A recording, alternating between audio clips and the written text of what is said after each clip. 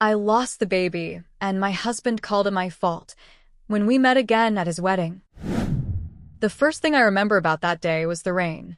Not a gentle spring shower, but sheets of water falling from a bruised sky, turning the world gray and indistinct. It seemed fitting somehow, the universe providing appropriate weather for what would become the worst day of my life. I was 7 months pregnant, and the baby, our son, had been kicking all morning. Little flutters of life that still made me pause in wonder every time. Calvin and I had been married for 3 years, and this pregnancy had finally made me feel like we were a real family, not just two people sharing a house and a last name. Gloria. Did you remember to get my shirts from the dry cleaner? Calvin's voice echoed up the stairs, impatient and sharp. I sighed, setting down the book of baby names I'd been browsing. No, I forgot. I'll go now. In this weather? Don't be ridiculous. His tone softened slightly. I'll get them myself tomorrow. That was Calvin, capable of kindness, but always with an edge, like he was keeping score of his own generosity. Still, I'd convinced myself it was enough. That we were happy. That the baby would make us better. I eased myself off the bed, one hand supporting my lower back. The pregnancy had been surprisingly easy until the last few weeks, when the weight of the baby made everything, standing, sitting, sleeping, uncomfortable in new and creative ways. The stairs. Those damn stairs. I don't remember falling, not really.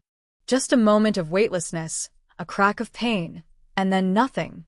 I woke up in the hospital to Calvin's face, pale and drawn, hovering over me. For a moment, before memory returned, I thought I'd given birth early. Then I saw his eyes, cold with accusation, and I knew. The baby? I whispered. Calvin stepped back, as if he couldn't bear to be close to me. Gone. You killed our son. Those 4 words, spoken with such venom, would echo in my mind for years to come. They were the first indication that the man I'd married was not the man I thought he was. They were the beginning of the end. But they were also, though I couldn't know it then, the first step on a path that would eventually lead me back to myself. The physical recovery took 6 weeks. The emotional recovery, well, I'm still working on that. Calvin changed overnight. The man who had once brought me flowers just because now barely looked at me. When he did, it was with a mixture of disgust and resentment that made me shrink into myself, trying to become invisible in my own home. His mother, Evelyn, moved in temporarily to help. Help, it turned out, meant following me around the house, pointing out dust I'd missed or dishes I'd neglected, all while delivering little sermons about responsibility and maternal instinct. Some women, she'd say, stirring her tea with precision, simply aren't meant to be mothers. Perhaps this was God's way of preventing a greater tragedy. I'd stay silent, swallowing the defense that rose in my throat. What could I say? That it was an accident? That I'd wanted our baby more than anything? That I woke up every night reaching for my still flat stomach, momentarily forgetting the emptiness there? They wouldn't have believed me anyway. In their version of events, I had somehow orchestrated my own fall, driven by some hidden reluctance to become a mother. The fact that we've been trying for a baby for over a year. That I downloaded pregnancy apps and joined online forums and painted the nursery sunshine yellow, none of that mattered in the face of their conviction. 3 months after the miscarriage, I made dinner for Calvin's birthday. I'd spent hours on his favorite meal, roast beef with all the trimmings, followed by chocolate cake that I'd made from scratch despite my limited baking skills. I'd even bought a new dress, hoping that some effort at normalcy might break through the wall between us. He came home late, smelling of whiskey and another woman's perfume. "What's all this?" he asked, gesturing at the candlelit table. "It's your birthday," I said, trying to keep my voice light. "I made your favorite." He looked at me for a long moment, then laughed, a harsh, unfamiliar sound. "You think dinner makes up for what you did?" "Calvin, please. It was an accident. I miss him too." The slap came out of nowhere, snapping my head back. I staggered, catching myself on the counter, too shocked to even cry. "Don't you dare say you miss him," Calvin hissed, his face inches from mine. You didn't want him. I saw how you looked when we found out, like your life was over. Well, congratulations, Gloria. You got your wish. I stared at him, this stranger wearing my husband's face. That's not true. I wanted our baby. I loved him already. Liar. He knocked the plate I was holding to the floor, satisfaction flickering in his eyes at the crash. Clean this up. I'm going out. And so began the pattern that would define the next year of my life. Calvin's anger, once contained to words, spilled over into physical aggression, never where it would show. Never so bad that I could justify leaving to the part of myself that still believed I deserved this punishment. A push here, a grab there, the occasional slap when I provoked him. Evelyn moved out but remained a constant presence, dropping by unannounced to inspect the house and my emotional state, reporting back to Calvin with her findings. She was watching those baby shows again, she'd tell him, as if catching me in some shameful act. Perhaps she's becoming obsessive. My friends gradually stopped calling as I made excuse after excuse to avoid social gatherings. How could I explain the fading bruises on my arms? The way I flinched when someone moved too quickly? The hollow look in my eyes that I saw every morning in the mirror? I became a ghost in my own life, going through the motions of existence without really living. I went back to my job as an elementary school art teacher, forcing smiles for my students while feeling nothing inside. I cooked meals that went uneaten, cleaned a house that never felt like home, and slept beside a man who might as well have been a stranger. The breaking point came on what would have been my due date. I'd known it would be difficult, had prepared myself for waves of grief. What I hadn't expected was Calvin's cruelty. I came home from work to find him in the nursery, a room I'd avoided for months, unable to face the cheerful yellow walls and the crib we'd never use. He was removing the crib, disassembling it with methodical precision. "What are you doing?" I asked, my voice barely audible. "Getting rid of this junk," he replied without looking up. "We're turning this into a home office. My mother's bringing over a desk this weekend." Something inside me, something that had been bending and bending for months, finally snapped. "No," I said, the word foreign on my tongue after so long of saying yes, of apologizing, of accommodating. Calvin looked up, surprise momentarily replacing the cold indifference on his face. "Excuse me?" I said no. "This is our son's room." He stood, towering over me, a screwdriver still clutched in his hand. "We don't have a son, Gloria. Thanks to you." "It was an accident," I said, my voice stronger now. "I fell. I wanted our baby. I loved him." "You keep saying that," he sneered, as if repetition makes it true. "It is true. And even if you don't believe me, this is still my house too. And I'm not ready to change this room." I saw the exact moment his control slipped, the flash of rage in his eyes before he lunged forward, grabbing my arm hard enough to leave fingerprint bruises.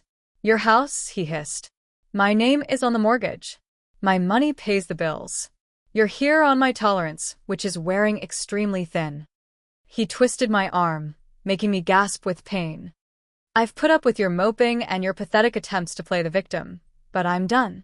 This room is becoming an office. You can either accept that, or you can get out." In that moment, looking into his eyes, I realized something crucial. I didn't love this man anymore. Maybe I never had. Maybe I'd loved the version of him that he'd shown me during our courtship, charming, attentive, seemingly devoted. But that man had never really existed. He'd been a mask, carefully constructed, and now fully discarded. "I'll get out," I said quietly. His grip loosened in surprise, and I pulled away, rubbing my arm. "What?" "You heard me. I'll get out. I'll leave tonight." He laughed, but I heard the uncertainty beneath it. "And go where? To your parents in Florida? To those friends you've been avoiding? Don't be dramatic, Gloria. No one wants damaged goods." The words stung, as they were meant to, but I held firm. "I'd rather be alone than spend another minute in this house with you." I walked out of the nursery, went to our bedroom, and began pulling clothes from the closet. My hands were shaking so badly I could barely fold them, But I kept going, filling a suitcase with essentials while Calvin watched from the doorway, his expression cycling between disbelief, anger, and something that looked almost like fear. "You're making a mistake," he said finally. "You won't last a week on your own. You'll come crawling back, and I won't be as forgiving then." I zipped the suitcase closed and looked up at him, really looked at him, perhaps for the first time. He was handsome in a conventional way, with the kind of confidence that came from a lifetime of getting what he wanted. But his eyes were cold, his mouth a hard line of cruelty. "The only mistake I made," I said, lifting my suitcase, "was thinking you were capable of love." I walked past him, down the stairs, and out the front door into a warm spring evening. I got into my car, an old Honda that had been mine before the marriage, and drove away from the house without looking back. I'd like to say I felt immediate relief, a sense of freedom and possibility. But the truth is, I felt terrified. Calvin was right about one thing. I had nowhere to go, no one to turn to. I'd isolated myself so completely that the thought of reaching out to old friends filled me with shame. So I checked into a cheap motel on the outskirts of town, paid for a week with the emergency credit card I kept hidden in my wallet, and collapsed onto a bed that smelled faintly of cigarettes and industrial cleaner. And there, in that anonymous room with its flickering fluorescent lights and paper-thin walls, I finally allowed myself to cry, not just for the baby I'd lost, but for the woman I'd been before Calvin. The one who had believed in herself enough to set boundaries, to expect respect, to recognize cruelty for what it was. I cried until there were no tears left, until exhaustion pulled me under into a dreamless sleep. And when I woke the next morning, something had shifted inside me. I was still broken, still grieving, still afraid of the future. But I was also, for the first time in years, free. The next 6 months were a blur of small victories and crushing setbacks. I found a tiny studio apartment I could afford on my teacher's salary. I filed for divorce, ignoring Calvin's alternating threats and pleas. I started seeing a therapist, Dr. Lin, who specialized in trauma and domestic abuse. "What you're experiencing is normal," she told me during our first session. "The grief of losing a child, compounded by the trauma of abuse, it's a lot for anyone to process." "I don't know who I am anymore," I admitted. "Without Calvin. Without the baby." Dr. Lin's eyes were kind but unflinching. "That's our work together, then. To help you rediscover who Gloria is, not as Calvin's wife or as a mother-to-be, but as herself." It sounded simple when she said it like that. In practice, it was the hardest thing I'd ever done. Harder than leaving, harder than signing divorce papers.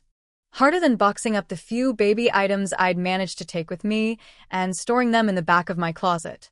I had to relearn how to make decisions without considering Calvin's reaction. How to have opinions without bracing for criticism. How to walk into a room without making myself smaller, less noticeable. 6 months after leaving, on Dr. Lin's recommendation, I joined a gym. "Physical activity can help with the depression," she explained. "And it might be good for you to be around people in a low-pressure environment." The gym was small and no frills, mostly frequented by serious fitness types rather than the see and be seen crowd. I started with simple workouts, building strength that had nothing to do with appearance and everything to do with reminding myself that my body was still capable, still mine. That's where I met Justin. He was a personal trainer there, tall and broad-shouldered with kind eyes and a quiet manner that put me at ease despite my wariness around men. He noticed me struggling with a weight machine and came over to help, showing me the proper form without a hint of condescension. "Thanks," I said, slightly breathless from the exertion. "I'm still figuring all this out." "Everyone starts somewhere," he replied with a smile that reached his eyes. "I'm Justin, by the way." Gloria. Our early conversations were brief, professional. He'd offer tips on my form or suggest new exercises, and I'd thank him and continue my workout. But gradually, our exchanges lengthened. I learned he was working on a doctorate in physical therapy, that he had a rescue dog named Einstein, that he volunteered with a program teaching adaptive sports to children with disabilities. 3 months into my gym membership, he asked if I'd like to get coffee sometime. I froze, panic rising in my throat. I can't. I'm sorry.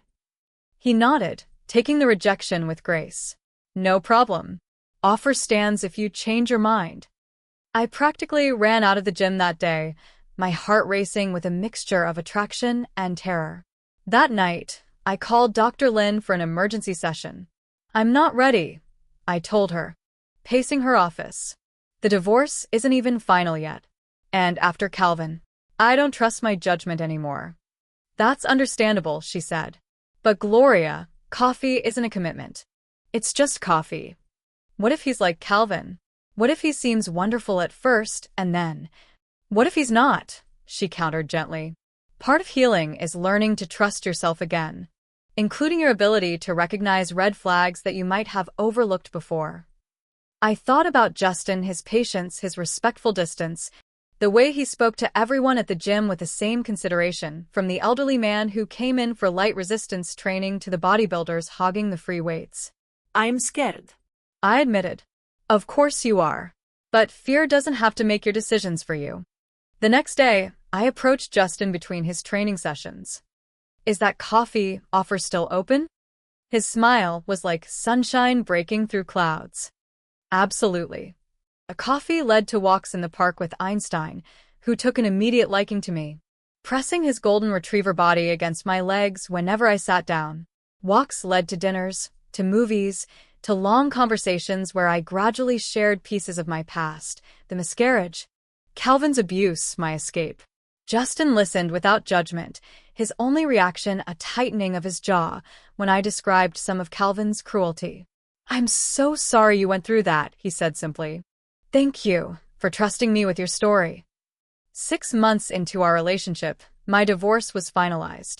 Justin took me to dinner to celebrate, raising a glass of champagne to new beginnings. Later that night, in the safety of his apartment, with Einstein snoring softly from his bed in the corner, Justin handed me a small box. It's not what you think, he said quickly, seeing my expression. Open it. Inside was a delicate silver bracelet with a single charm, a small, intricately detailed phoenix. Because you rose from the ashes, he explained, fastening it around my wrist. And because I love you, Gloria. No pressure, no expectations. Just a truth I wanted you to know. I stared at the bracelet, at this man who had been patient and kind and honest from the beginning, and felt something crack open inside me, not breaking but expanding, making room for a possibility I'd thought was forever closed to me. I love you too, I whispered, the words rusty from disuse but true. I'm still damaged. I don't know if I'll ever be fully whole again. He took my face in his hands, his touch gentle. You're not damaged, Gloria. You're healing. And that's a beautiful thing to witness. That night, for the first time since leaving Calvin, I slept without nightmares. A year and a half after walking out of Calvin's house, I discovered I was pregnant. The mixture of joy and terror was overwhelming.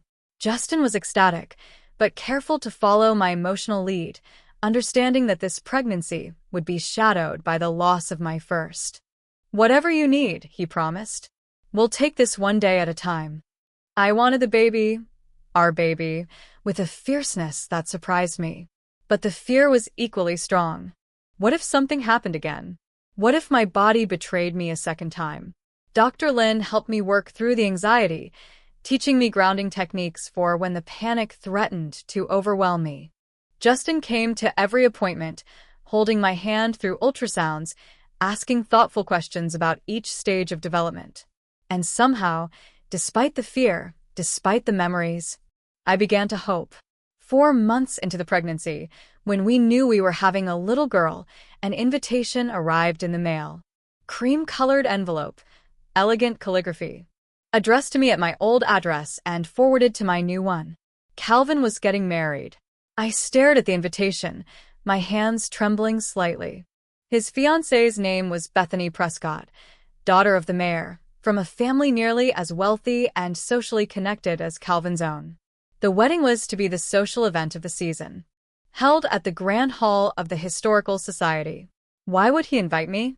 I asked Justin that evening, showing him the invitation. Justin's expression darkened. To show off. To prove he's moved on.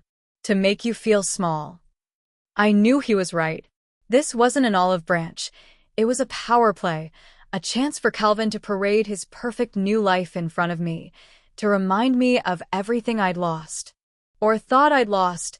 I corrected myself, looking at Justin across our small kitchen table, at the sonogram pictures on our refrigerator, at the life we were building together. I'm not going, I decided, moving to throw the invitation away. But something stopped me, not nostalgia or regret, but a spark of something else. Something that felt like justice. Actually, I said slowly, maybe we should go. Justin raised an eyebrow. Are you sure? You don't owe him anything, Gloria. I know. But I thought about all the nights I'd spent blaming myself. All the cruel words Calvin and his mother had hurled at me, all the bruises that had faded but left invisible scars. Maybe I owe it to myself.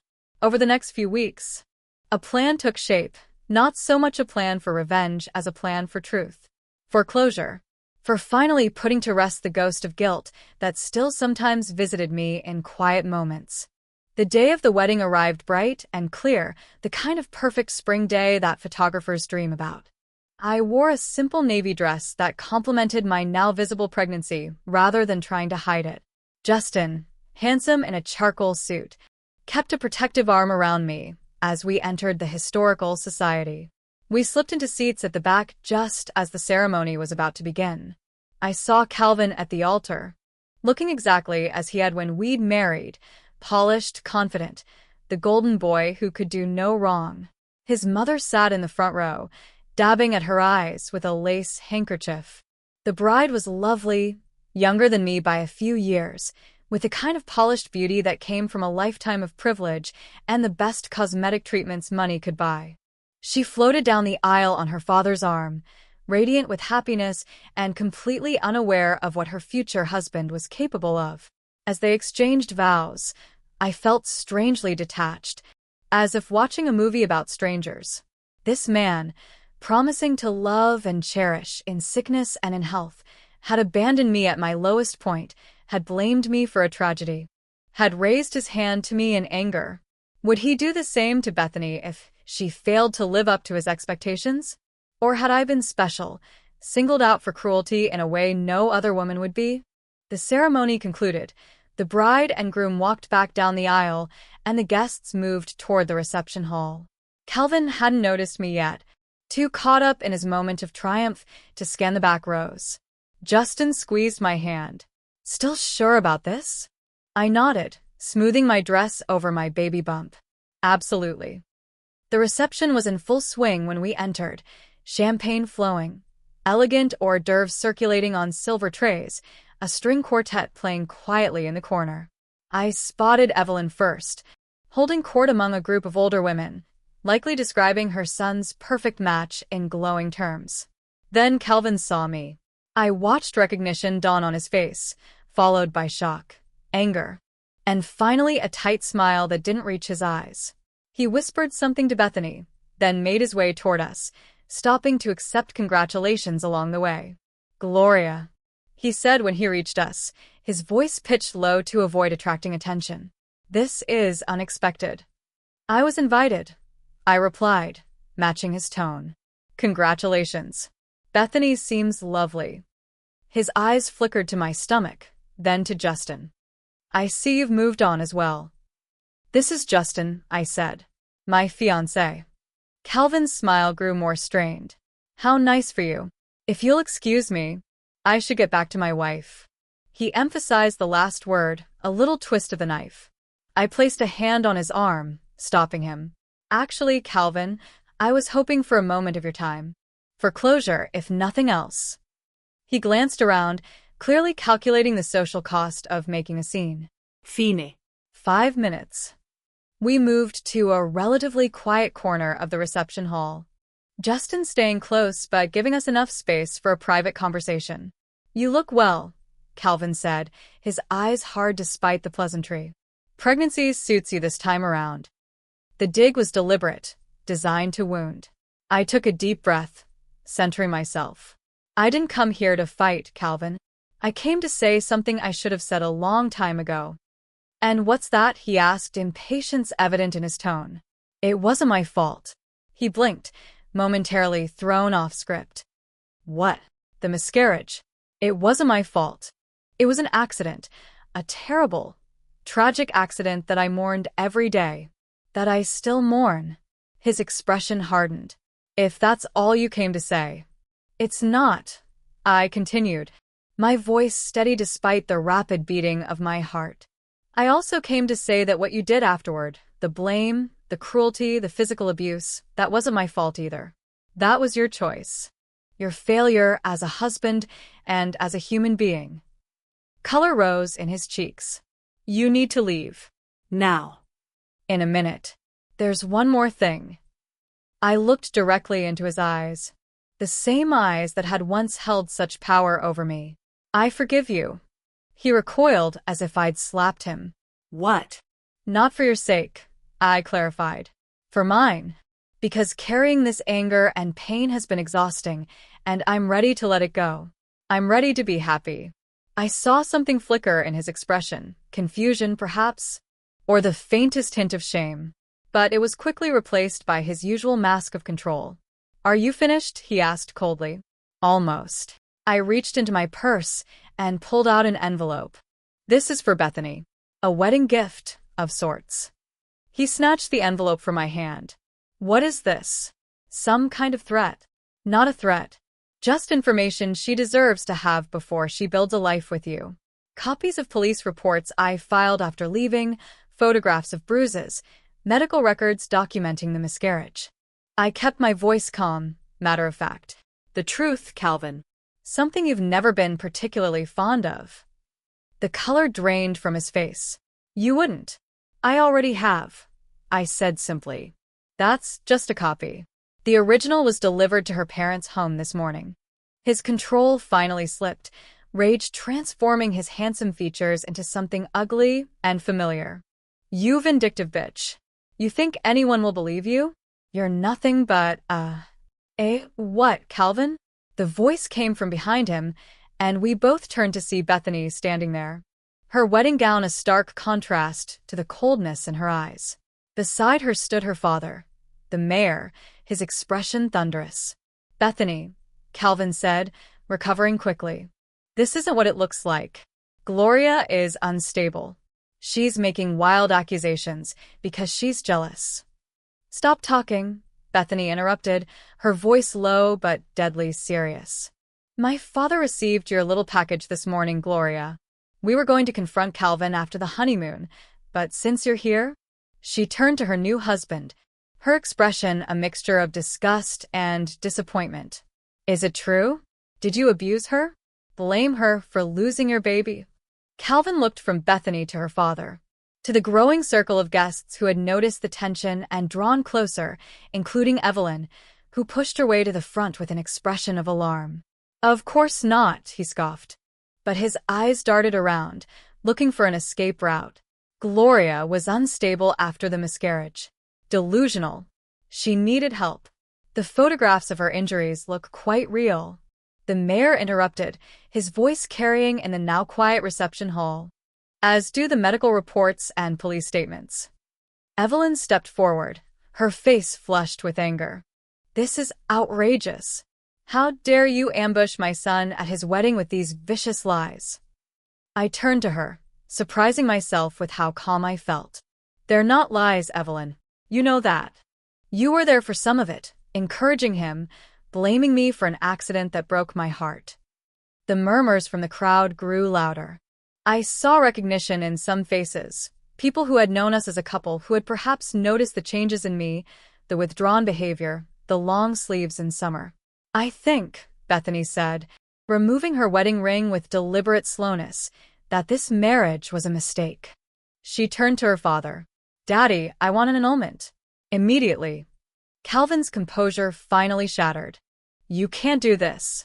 We're married now. You signed a prenup, which becomes void in cases of material misrepresentation, the mayor said coldly. Like failing to disclose a history of domestic violence. Justin appeared at my side, placing a supportive hand on my lower back. I think it's time for us to go. I nodded, suddenly exhausted, but lighter than I'd felt in years. Yes. We've said what we came to say. As we turned to leave, Bethany caught my arm. Wait.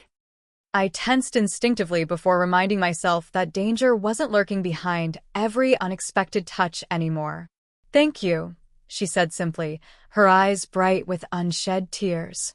For telling the truth. For saving me from. She glanced at Calvin, who was now arguing furiously with her father and several male relatives. You're welcome, I replied, meaning it. I hope you find someone who deserves you. We walked out of the reception hall into the bright afternoon sunlight, leaving behind the chaos we'd created. Justin's car was parked a short distance away, and we strolled toward it in comfortable silence. How do you feel? He asked finally. I considered the question, one hand resting on my belly where our daughter was performing what felt like somersaults. Free, I said after a moment. Like I finally put down a weight I didn't even realize I was still carrying. He smiled, opening the car door for me. Where to now, Phoenix? I looked at him. This man who had never seen me as damaged goods, who had given me space to heal at my own pace, who loved me not despite my scars but with full awareness of them. Home, I said, returning his smile. Let's go home. Our daughter was born on a crisp autumn day, 7 months after Calvin's disastrous wedding. We named her Phoenix Lynn Martinez, a name that made Dr. Lynn cry when we told her. She was perfect, 10 fingers, 10 toes, a shock of dark hair, and lungs that announced her arrival to the entire maternity ward. When they placed her in my arms, I felt a completeness I'd thought was forever lost to me. She has your eyes, Justin said, perched on the edge of the hospital bed, his own eyes suspiciously damp. And your chin, I replied, tracing the tiny, determined jawline with a gentle finger. We brought her home to the house we'd bought together, a modest 3-bedroom with a yard for Einstein, who appointed himself Phoenix's personal guardian, sleeping beside her crib every night. Calvin and Bethany's marriage was annulled, as promised. He left town shortly after, moving to his family's vacation home in another state. I heard through mutual acquaintances that his reputation never quite recovered from the public scene at his wedding. Some small, petty part of me was satisfied by this, but mostly I found I didn't care anymore. He had become a character in a story I no longer needed to tell. Justin and I were married when Phoenix was 6 months old, a small ceremony in our backyard with Dr. Lynn as my matron of honor and Einstein wearing a bow tie as the ring bearer. My parents flew in from Florida, tearfully apologizing for not being there when I needed them, for not seeing what was happening with Calvin. I forgive you, I told them. The words coming easier now with practice. We're starting fresh. As Phoenix grew, so did my healing. There were still difficult days, triggers that caught me off guard, moments of unreasonable fear, nightmares that left me gasping for breath. But they became less frequent, less overwhelming, as time passed and new, joy-filled memories replaced the painful ones. On Phoenix's first birthday, I took out the small box of mementos I'd kept from my first pregnancy, a sonogram, a tiny head I'd knitted, a journal of letters to a child I never got to meet. Justin found me sitting on our bed, looking through them with tears streaming down my face. Hey, he said softly, sitting beside me. You okay? I nodded, leaning into his steady presence. Just remembering. It feels important not to forget him, even though it hurts. He finished when I trailed off. Of course it does. He was your child too. We sat together in silence, honoring a grief that would always be part of me, but no longer define me. Later, watching Phoenix smash her birthday cake with infectious delight, frosting covering her face and hands, I felt a sense of peace wash over me. This was my life now, messy and beautiful, filled with love and laughter and yes, occasional sorrow. I'd walked through fire and emerged not unscathed, but stronger. I'd learned that healing isn't a destination but a journey, with unexpected detours and breathtaking vistas along the way. Most importantly, I'd learned that damaged doesn't mean broken. that scars can be beautiful in their own way, testaments to survival and resilience. Penny for your thoughts, Justin said, slipping an arm around my waist as Phoenix offered Einstein a frosting-covered finger, which he licked with gentle enthusiasm. I smiled, leaning into my husband's embrace, my heart full to bursting with a happiness I'd once thought impossible. Just thinking that life doesn't always give you what you want. No, I agreed, watching my daughter giggle as Einstein gave her a congratulatory bath with his tongue. Sometimes it gives you exactly what you need instead.